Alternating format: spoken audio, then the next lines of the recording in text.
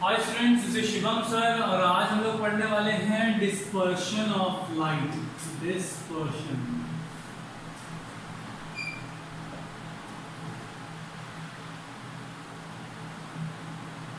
When we talk about dispersion, जब हम लोग बात करते हैं डिस्पर्शन के बारे में तो हम लोग को ये समझ में आ जाता है डिस्पर्स होना मतलब फैलना।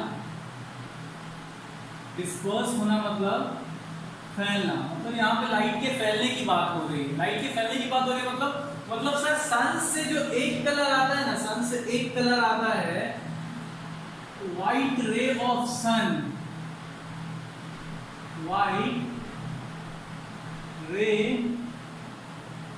ऑफ सन जो हम लोग को दिखता है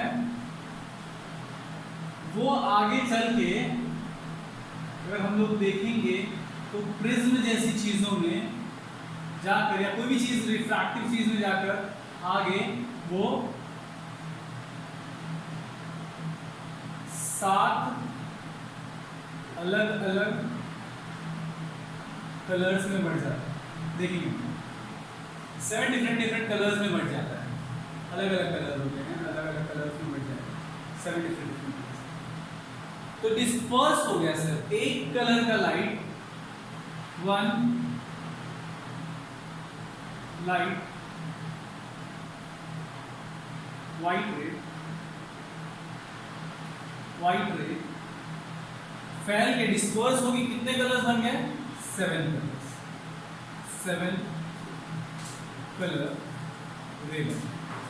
अब वो 7 कलर कौन से हैं सर? विबग्योर हम लोगों ने सुना है, VIBGYOR. VIBGYOR, V for violet होता है, I for indigo, B for blue, G for green, Y for yellow, O for orange, and the last is red for R for red. ठीक है, इन 7 colours में जो हमारा ये जो कोई भी एक व्हाइट कलर आता है सन की तरफ से, वो एक सन का जो लाइट रहेगा व्हाइट कलर, सिर्फ सन की तरफ से नहीं, जो हमारा जो ट्यूब लाइट्स होते हैं, जो नॉर्मल लाइट्स होते हैं, वो भी व्हाइट लाइट जो है वो 7 कलर्स में आके जाके क्या हो जाता है? डिस्पर्स हो जाता है, फैल जाता है, बंट जाता है। इसी को डिस्पर्शन ऑफ लाइट बोलते हैं। हाँ, इसी को डिस्पर्शन ऑफ लाइट बोलते हैं। तो इसको मैं अगर इंग्लिश में लिखूंगा तो कैसे लिखूंगा? मैं लिखूंगा द प्रोसेस मतलब ये एक प्रक्रिया है, ये एक प्रोसेस है of refraction of colour. Refraction मतलब यहाँ पे पहले तो सर जो सन का व्हाइट लाइट है वो रिफ्रैक्ट हुआ है किसी चीज में। रिफ्रैक्ट मतलब किसी भी एक मीडियम को पार करके दूसरे मीडियम में गया है, तो रिफ्रैक्शन वर्ड यूज करना हमने पढ़ चुका है। The process of refraction of color, refraction of color into different component, into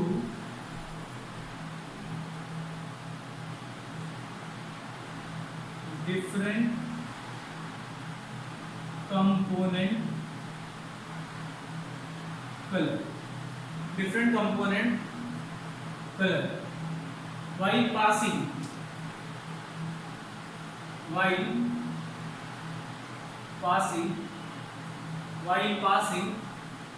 through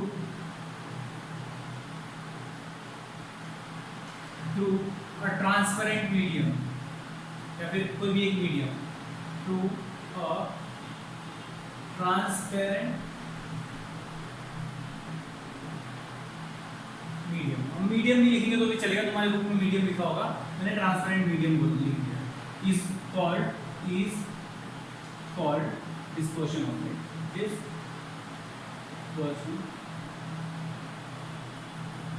of light एक सिंपल सा केस है, हम लोग ने देखा सर, जब एक व्हाइट रे किसी भी रिफ्रैक्टिव चीज के बीच में आएगा, रिफ्रैक्टिव मतलब कोई भी सर एक मीडियम के बीच में आएगा, रिफ्रैक्ट हो जाएगा मतलब उस एक मीडियम से दूसरे मीडियम में एंटर करेगा, तो जब एक वाइट लाइट 7 डिफरेंट लाइट में बढ़ जाएगा तो उसको हम लोग क्या बोलते हैं, डिस्पर्शन ऑफ लाइट। मतलब एक चीज 7 अलग अलग चीजों में फैल गया, बढ़ गया, हो गया, यही है डिस्पर्शन। अब इसके बारे में और भी चीजें हम लोग को बहुत बेसिक चीजें जानना बहुत ही जरूरी, बहुत ही जरूरी। ये बेसिक चीज तो हम लोग जान गए सर, लेकिन इसमें और बहुत सारी चीजें जरूरी है। लाइट 7 कलर्स में बढ़ती है सर, ये हम लोग को मालूम है। अब जो लाइट है, जो भी हमारा लाइट सनलाइट आता है, कोई भी लाइट है, वो क्या होता है, it is a electromagnetic radiation. What is it? It is electromagnetic radiation. ये हमारा जो लाइट होता है ना, वो मैं ऐसा लिखूंगा, लाइट इज, यहीं पे सारा मैंने थ्योरी को कंप्लीट कर देना है। Light is a electromagnetic radiation. ठीक है सर, इलेक्ट्रोमैग्नेटिक रेडिएशन है। अब जो इलेक्ट्रोमैग्नेटिक रेडिएशन होता है, इलेक्ट्रोमैग्नेटिक रेडिएशन मतलब कोई भी चीज जब एनर्जी से प्रोड्यूस होता है तो और कहीं भी ट्रैवल करता है तो वो चीज को हम लोग बोलते हैं इलेक्ट्रोमैग्नेटिक रेडिएशन। लाइट भी अपने आप प्रोड्यूस नहीं होता है सर, बहुत सन का लाइट अगर मैं बोलूँ तो बहुत सारी चीज़ों उसके अंदर कुछ ना कुछ हमेशा प्रोसेस चलता रहता है, because of that heat generate होता है, लाइट जनरेट होता है, तो वो अपने आप नहीं होता है, बिकॉज ऑफ द एनर्जी होता है और वो पास ऑन होता रहता है, रेडिएट होता रहता है। तो इट इज इलेक्ट्रोमैग्नेटिक रेडिएशन। जब कोई भी चीज एनर्जी के थ्रू जन्म लेगा और एक जगह से दूसरी जगह पास होगा तो उस चीज को हम लोग बोलते हैं इलेक्ट्रोमैग्नेटिक रेडिएशन। हम लोग ने इसके बारे में पढ़ा था, हम लोग ने इसके एक्सरे पढ़ा था, अल्फा रे पढ़ा था, गामा रे पढ़ा था 9th में। तो ये सब बेसिक इलेक्ट्रोमैग्नेटिक रेडिएशन ही तो है। ये इलेक्ट्रोमैग्नेटिक रेडिएशन के बारे में हम लोग बोल रहे हैं। ये लाइट क्या है? लाइट भी एक इलेक्ट्रोमैग्नेटिक रेडिएशन है। अब इलेक्ट्रोमैग्नेटिक रेडिएशन का दो इंपॉर्टेंट फीचर्स है, दो इंपॉर्टेंट उसके प्रॉपर्टी है। प्रॉपर्टी दो है, एक क्या है तुम्हारे बुक में एक ही दिया है लेकिन एक्चुअल में दो है। कौन से दो हैं? एक तो उसमें फ्रीक्वेंसी होती है और एक होता है उसमें वेवलेंथ। फ्रीक्वेंसी मतलब कितने बार रोल करता है, कोई भी चीज कितने बार होता है। अगर मैं ऐसे कुछ रेडिएशन की बात करूं तो कितने बार रेडिएट हुआ, एक बार, 2 बार, 3 बार, 4 बार, सेम चीज जो जितने बार होगा उसको हम लोग बोलते हैं फ्रीक्वेंसी। हिंदी में बोलते हैं बारंबार, मतलब कितने बार हुआ है, कितने बार हुआ है। फ्रीक्वेंसी के बारे में हमको यहाँ नहीं पढ़ना है, हमको वेवलेंथ के बारे में पढ़ना है। यहाँ पे तुम्हारे बुक में सिर्फ वेवलेंथ दिया है। Frequency is also one of the most important property of light, sorry electromagnetic radiation. ठीक है, अब वेवलेंथ जो है, वेवलेंथ का क्या प्रॉपर्टी है? वेवलेंथ एक्चुअल में होता क्या है, जब कोई फ्रीक्वेंसी इस तरीके से ऊपर नीचे होता है, किसका, लाइट का या फिर किसी भी रेडिएशन का, ये भी ऊपर नीचे हो रहा है ना, लाइट का या किसी भी रेडिएशन का, तो जो सबसे टॉप का पॉइंट है, इसका भी सबसे नीचे वाले और ऊपर वाले दोनों के सबसे टॉप का पॉइंट है, तो दो रेडिएशन के बीच का जो डिस्टेंस होता है वो उसको हम लोग बोलते हैं वेवलेंथ। दो वेव्स के बीच का जो लेंथ होता है उसको हम लोग बोलते हैं वेवलेंथ। दो वेव्स के बीच का जो लेंथ होता है उसको हम लोग बोलते हैं वेवलेंथ। बहुत इजी था, इतना आसान था, तो बहुत कंफ्यूज होने की जरूरत नहीं है। दो वेव्स के बीच का जो लेंथ होता है वो होता है वेवलेंथ। हमारी आंख कितनी वेवलेंथ देख सकती है वो भी इंपॉर्टेंट है। हमारा आंख का भी लिमिट है, जैसे सेंसिटिविटी हमारी आंख की कैसी है, जैसे हमने सुना था कि हम सुन कितना सकते हैं सर, 20 हर्ट्ज से लेके 20,000 हर्ट्ज तक हम लोग सुन सकते हैं। वो हमारे कान की कैपेसिटी है। हमारे आंख कौन कितने वेवलेंथ तक देख सकता है सर? तो हमारा आंख जो है वो 400 नैनोमीटर वेवलेंथ से 700 नैनोमीटर वेवलेंथ से देख सकता है।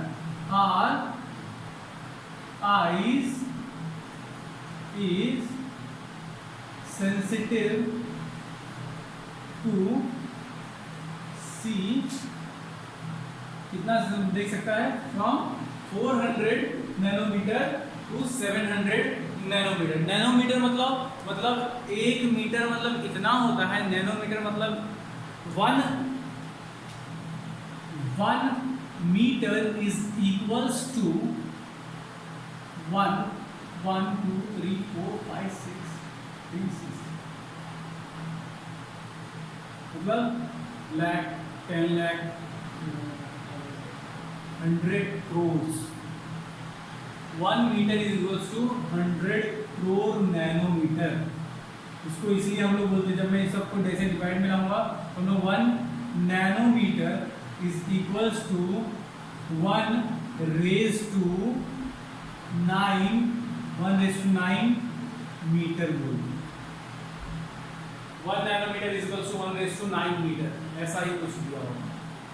तो सर ये हम लोग को मालूम पड़ा कि 1 नैनोमीटर कितना होता है ना, ये हमको मालूम पड़ा। Our eyes is sensitive to, हमारा आँख कितना देख सकता है, मतलब 1 नैनोमीटर हमको मालूम है कितना छोटा होता है सर, इतनी बारीक चीज़ें देख सकता है सर। 400 मतलब उतनी बारीक से लेके 700 नैनोमीटर तक, उससे ज़्यादा होता है तो हमारे आँखों के लिए क्या होता है, ब्लर हो जाता है ना। तो 400 नैनोमीटर टू 700 नैनोमीटर हमारा आँख देख सकता है, ठीक है सर। तो ये जो 400 है, ये जो 700 नैनोमीटर है, ये क्या है, ये 2 वेव्स के बीच का डिस्टेंस है, 2 वेव्स के बीच का डिस्टेंस है। It is a wavelength, wavelength from our eye sensitive to see, wavelength from wavelength from 400 nanometre to 700 nanometre. तो ये 400 नैनोमीटर 700 नैनोमीटर क्या है एक्चुअल में ये अलग अलग कलर्स के वेवलेंथ होते हैं। प्रैक्टिकली हम देखें तो हमारा आँख क्या कर सकता है सर, 2 वेवलेंथ है, 2 वेवलेंथ के बीच में अगर 400 नैनोमीटर का डिस्टेंस है तो वो देख सकता है 700 तक देख सकता है, उससे ज़्यादा वो तो नहीं देख सकता है, नजर ब्लर हो जाता है। तो अलग अलग कलर्स के वेवलेंथ अलग अलग होते हैं। अब जो 400 है नैनोमीटर वो कौन से कलर का है, वो ये जो हमने विबग्योर देखा था ना, विबग्योर पहले कलर का 400 है और लास्ट वाले कलर का 700 नैनोमीटर, बीच में सारे के सारे कलर्स आ जाते हैं। तो ये जो पहला वाला है वो वायलेट है और लास्ट वाला है वो रेड, और इसी के बीच में बाकी सारे कलर हमको लिखते हैं। बहुत सारी चीज़, बहुत अभी हम जैसे बोलते हैं कि जो बुल है, तुमने सुना हो बुल, बैल को लाल कपड़ा नहीं दिखाना चाहिए, हम लोग बोलते हैं ना, क्यों लाल कपड़ा नहीं दिखाना चाहिए, लाल कपड़ा सर वो देखता है और अटैक कर देता है, हमने ऐसा सुना है। क्यों अटैक करता है, कभी सोचा है? नहीं सोचा है। जो बुल है वो रेड कलर इसलिए देख के अटैक करता है क्योंकि उसको रेड कलर दिखता ही नहीं है। अब जो कलर उसको दिखता नहीं है वो सोचता है कि ये शायद कुछ खतरा हो सकता है मेरे लिए, और देख के अटैक कर देता है। रेड कलर बुल को दिखता ही नहीं है, इस वजह से वो अटैक करता है, क्योंकि वो सोचता है कि शायद कुछ खतरे वाली चीज हो और वो अटैक कर देता है प्रैक्टिकली, क्योंकि उसका सर सेंसिटिविटी 700 नैनोमीटर नहीं है, तो रेड कलर नहीं देख सकता है। लेकिन हम रेड कलर देख सकते हैं। लेकिन ऐसे और भी बहुत सारे कलर्स हैं यूनिवर्स में जो हमारी आंखें एक्सेप्ट नहीं करती, हमारी आंखें उसके लिए सेंसिटिव नहीं है, हमारी आंखें उसको सब चीज़ें नहीं देख सकती। बहुत सारे अलग अलग एनिमल हैं, अलग अलग स्पीशीज हैं, वो सारे अलग सारे कलर्स देख सकते हैं। डिफरेंट कोई एनिमल्स डिफरेंट कलर्स नहीं देख सकते, लेकिन हमारी आंखें 400 नैनोमीटर से लेकर 700 नैनोमीटर के बीच में जितने कलर्स आते हैं वही कलर्स देख सकते हैं। ये हमको मालूम पड़ेगा कि वेवलेंथ के बारे में, वेवलेंथ क्या है। अब ये जो रे है, वाइट रे है, वो कैसे डिस्पर्स होता है। अगर मैं एक प्रिज्म बनाऊं, प्रिज्म मान में ट्रायंगुलर सर ग्लास जैसे का बना होता है प्रिज्म। अगर मैं प्रिज्म बनाऊं तो एक वाइट रे उसमें से पास कर, वाइट रे पास करता हूं, तो क्या होता है, वो अलग अलग एंगल पे 7 अलग अलग कलर को अपने आप से डिस्पर्स करता है, अलग अलग एंगल पे जाना चाहिए था। ये देखो इस तरीके से आगे की तरफ जाना चाहिए था, सीधा जाना चाहिए था, लेकिन वो सीधा गया नहीं। वो क्या किया, अलग अलग एंगल पे अलग अलग कलर्स को डिस्पर्स किया, अलग अलग कलर्स को डिस्पर्स किया। अगर मैं बोलूं तो ये वाला तुम्हारा रेड कलर होगा और ये वाला तुम्हारा वायलेट कलर होगा।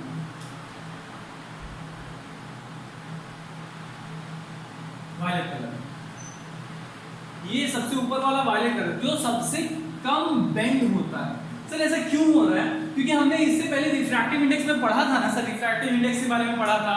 उसमें हम लोगों ने देखा था जब कोई भी लाइट एक मीडियम से दूसरे मीडियम में सर एंटर करती है, हवा से सर कांच ग्लास में एंटर कर रही है, तो वो क्या होता है सर, बेंड होता है। हाँ हमको मालूम है सर, ये बात तो आप बताए थे, जब कोई भी लाइट इस तरीके से ट्रांसफर होता है या फिर सर रिफ्रैक्ट होता है तो वो बेंड होता है। तो उसके वो व्हाइट लाइट के बारे में आप बताए थे, नॉर्मल लाइट के बारे में आपने ये भी बताया था कि अलग अलग कलर्स के लिए भी अलग अलग चीज ये बेंड होता है। जैसे मैंने बताया था कि अलग अलग मीडियम में अलग अलग तरीके से बेंड होता है, वैसे ही अलग अलग कलर्स के लिए भी मैंने बताया कि अलग अलग कलर्स में भी उसका रिफ्रैक्टिव इंडेक्स अलग रहता है, मतलब अलग तरीके से बेंड होता है, मतलब उसका स्पीड कम ज़्यादा होता है, बिकॉज ऑफ दैट बेंड होता है। वेलोसिटी के बारे में हमने पढ़ा था, अलग अलग मीडियम में लाइट की वेलोसिटी अलग अलग होती है, अलग अलग मीडियम में अलग अलग वेलोसिटी होती है, इवन तो अलग अलग कलर्स में अलग अलग वेलोसिटी होती है। क्यों? एक लाइट में इस तरीके से 7 कलर होते हैं, और जब हम देखते हैं तो सबसे ज़्यादा ताकत के हिसाब से ये रेड होता है जो सबसे ज़्यादा बेंड होता है। फिर ये रेड के बाद क्या होता है, बाकी सारे कलर्स आते हैं। विबग्योर हम लोग पढ़े थे, W I for Indigo, B for blue, G for green, Y for yellow, O for orange, फिर R फॉर रेड। इस तरीके से 7 कलर्स डिस्पर्स हो जाते हैं, अलग अलग एंगल में बंट जाते हैं। सबसे ज्यादा कौन सा कलर बेंड हो रहा है सर? रेड कलर बेंड हो रहा है। सबसे ज्यादा कौन सा कलर हो रहा है? रेड, ठीक है। सबसे कम बेंड कौन हो रहा है? वायलेट। क्यों सबसे कम हो रहा है? क्योंकि सर इसका सर वेवलेंथ सबसे कम है। सबसे ज्यादा वेवलेंथ किसका है? रेड कलर का, बिकॉज ऑफ दैट वो सबसे ज्यादा बेंड होता है। जिसका वेवलेंथ जितना ज्यादा उसको उतना ज्यादा बेंड होता है, जिसका वेवलेंथ जितना कम होता है वो उतना कम बेंड होता है। तो इस तरीके से एक कलर से 7 कलर डिस्पर्स हो जाता है। लेकिन ये कब होता है? जब एक मीडियम से दूसरे मीडियम में जब कोई भी रे जाएगा, लाइट जाएगा। लेकिन जब वैक्यूम की बात आती है सर, वैक्यूम की बात आती है, वैक्यूम की बात जब आएगी तो वैक्यूम में सर एक मीडियम से दूसरा मीडियम थोड़ी रहता है सर, उसमें तो सिर्फ वैक्यूम रहता है, उसमें कोई मीडियम ही नहीं रहता है। तो वैक्यूम में जो है ये जो लाइट है वो लाइट डिस्पर्स होता ही नहीं है। सेम हर लाइट हर बार एक ही जैसा चलता रहता है, मतलब सारे के सारे लाइट क्या होते हैं? सेम रहते हैं। सारे रेज की वेलोसिटी सेम रहती है। Velocity of all rays are same. कहाँ सेम रहेगी? वैक्यूम में सारे रेज की वेलोसिटी सेम रहेगी, क्योंकि एक मीडियम से दूसरे मीडियम में जा ही नहीं रहा सर। इसी वजह से यहाँ पे सारे रेज की वेलोसिटी सेम रहेगी। तो इससे हमको क्या मालूम पड़ता है सर? इससे मालूम पड़ता है कि रिफ्रैक्टिव इंडेक्स जो हमने पढ़ा था, RI फॉर रिफ्रैक्टिव इंडेक्स हमने पहले ही पढ़ा था। रिफ्रैक्टिव इंडेक्स जो है डिफरेंट मीडियम में डिफरेंट होता है, डिफरेंट मीडिया में एंड डिफरेंट कलर में, दोनों में क्या होता है? रिफ्रैक्टिव इंडेक्स डिफरेंट होता है। सेम मीडिया है लेकिन कलर अलग अलग है तो भी डिफरेंट हो जाएगा। याद रखना, दोनों में से कोई भी डिफरेंट हुआ तो डिफरेंट हो जाएगा। अगर सेम मीडिया है तो ये भी कांच है वो भी कांच है, लेकिन ये कांच ब्लू है वो कांच येलो है तो अलग अलग हो जाएगा, हल्का सा स्लाइड चेंज आएगा। और डिफरेंट मीडिया है तो डिफरेंट लुक होगा, सिंपल सी बात है। इतना हमको समझ में आया। इसके बाद हम लोग अब देखेंगे, ये सब बेसिक चीजें हैं, अच्छे से समझ में आया ये क्या होता है डिस्पर्शन ऑफ लाइट। अब इसके बेसिस पे हम लोग सीखेंगे कि रेनबो कैसे बनता है। ठीक है, तो रेनबो कैसे बनता है वो सीखने के लिए सबसे इम्पोर्टेंटली हम लोग देखते हैं क्या होता है एक्चुअल में रेनबो।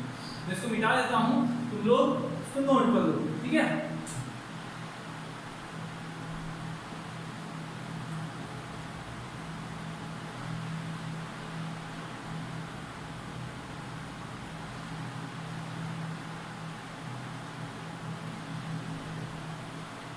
जब हम रेनबो की बात करते हैं तो रेनबो बनता कैसे है। रेनबो के लिए सर हमने देखा है रेनबो बहुत ब्यूटीफुल दिखता है सर, बहुत मस्त। और कहाँ देखा है सर, जब बारिश होती है तब, क्योंकि वहाँ पे वाटर के ड्रॉपलेट्स की डेंसिटी बढ़ने लगती है थोड़ी थोड़ी, और ये वाटर का ड्रॉपलेट है, ये काम करेगा as a prism. What is it? It is a water droplet, ठीक है। ये काम करेगा एज अ प्रिज्म, मतलब इसमें डिस्पर्स होने वाला है। अब होता क्या है, हमने देखा होगा कि सन रेज आती है इस तरीके से, धूप निकलती है, धूप निकलती है यहाँ से। हम लोग यही देख रहे हैं ना कैसे धूप निकलती है, और धूप निकलती है फिर वहाँ पे रेनबो कैसे बनता है वो हम लोग देख रहे हैं। चलो मैं इसके बारे में और कुछ चीज़ें बताऊँ, बहुत इंटरेस्टिंग चीज़ है। दिस इज अ वाइट सन रे, ये सफेद सूर्य की किरण है, ठीक है। अब ये आया तो ठीक है, लेकिन ये थोड़ा सा बेंड होता है और डिस्पर्स होता है। क्या करता है सर, ये थोड़ा सा बेंड हो जाता है इस तरीके से। मार्कर काम करना बंद कर रहा है। ये तो हो गया ब्लू, रेड सबसे लास्ट, इस तरीके से डिस्पर्स हो जाएगा, है ना। यहाँ पे रिफ्रैक्ट हुआ, यहाँ पे क्या हुआ, यहाँ पे पहला प्रोसेस हुआ है जो जिसको हम लोग बोलेंगे फर्स्ट रिफ्रैक्शन।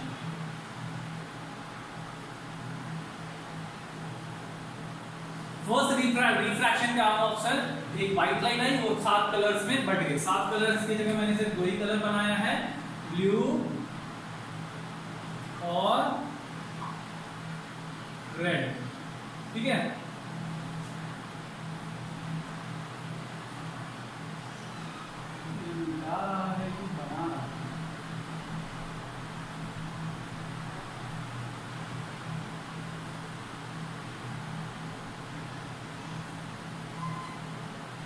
मैं इसको ब्लैक यूज कर लेता हूँ ब्लू के लिए, ब्लू कलर के लिए। But this is a sorry with your violet and this is red. Sir ये काम तो हो गया। अब दूसरा काम ये कि ये पहले यहाँ फर्स्ट रिफ्रैक्शन हुआ, लेकिन इसी जगह पे मैंने एक और चीज देखा, यहाँ पे डिस्पर्शन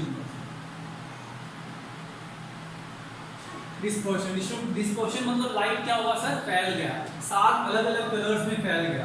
अब यहाँ पे ये जो ड्रॉपलेट है वो क्या करेगा, मिरर का, यहाँ का ड्रॉपलेट यहाँ पे मिरर का काम करेगा, और ये जो लाइट है उसको इस तरीके से, ये जो लाइट है वायलेट को पहले लूंगा, इसको रिफ्लेक्ट कर देगा। क्या क्या मैंने, जो लाइट है उसको उसने रिफ्लेक्ट कर दिया।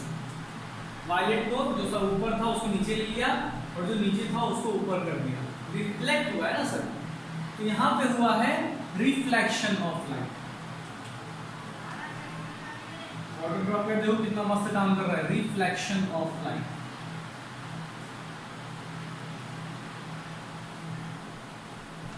ठीक है, रिफ्लेक्शन ऑफ लाइट हो गया। अब वापस से यहाँ से पार होकर निकलेगा, तभी तो हमारी आंखों को दिखेगा सर कि वहां पे रेनबो है। तो यहाँ से पार होकर ये निकल गया, और यहाँ से ये पार होकर ये कलर निकल गया। तो इस तरीके से हमको क्या दिखता है सर, हमको रेनबो दिख जाता है इस तरीके से। और यहाँ पे रेड कलर सबसे ऊपर होता है, इस तरह ऐसा हमको कुछ दिखता है। यहाँ पे क्या हुआ, यहाँ पे सेकेंड, यहाँ फर्स्ट रिफ्रैक्शन हुआ था, मतलब एक मीडियम से दूसरे मीडियम में एंटर किया था।